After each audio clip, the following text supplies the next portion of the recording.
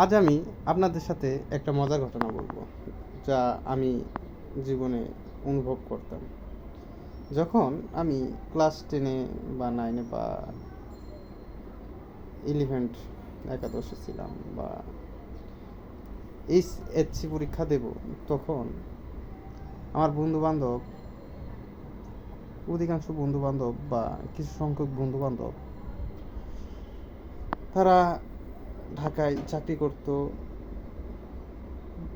মাঝে মাঝে তাদের সাথে দেখা হতো, বলতাম, মজার ছলেও বলতাম এবং আবেগের অনুবশতও বলতাম, কিরে বেতন কত পাস?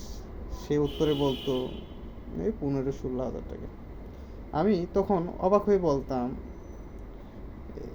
আমাদেরও একটা চাকরি ব্যবস্থা করে দে না, বা একটা চাকরি দিলে হয় না? আমি ভাবতাম 15,000 টাকা ইনকাম করতে পারলেই অনেক বড় কিছু, বা 16,000 টাকা ইনকাম করলেই অনেক কিছু বড় কিছু, বা 20,000 টাকা ইনকাম করলেই অনেক বড় কিছু। ঢাকা শহরে 15,000 টাকা যে ইনকাম করে কত টাকা হাতে ধরে রাখা যায়, তা সরাসরি লাইভে না আসলে বোঝা যাইতো না। আজ আজ বুঝি এই 15, 20, 16 এগুলা বেতন ঢাকা শহরে কিচ্ছু না। যেমন খাবারের খরচ, রুম ভাড়ার খরচ, ময়লার খরচ, আপনি যে পানি খাবেন, পানি পান করবেন, তার খরচ, আপনি এমন কোনো কাজের নাই আপনি ঢাকা শহরে এসে ফিরি পেয়ে যাবেন।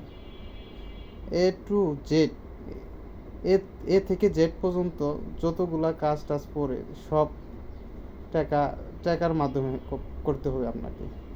কিন্তু আপনার চাকরি করার বেতন ওই 15,000 বা 20,000 বা 16,000 এর মধ্যেই থাকে। কি আর থাকবে? আপনি দিন শেষে, মাস শেষে, বছর শেষে এমন একটা অঙ্কের টাকা পাবেন, যা আপনি এই টাকা দিয়ে আপনি কিচ্ছু করতে পারবেন না। বরঞ্চ বাড়িওয়ালা এবং ঢাকার জনগণকে বড়লোক বানিয়ে দিয়ে গেলেন। সবাই ভালো থাকবেন। ধন্যবাদ।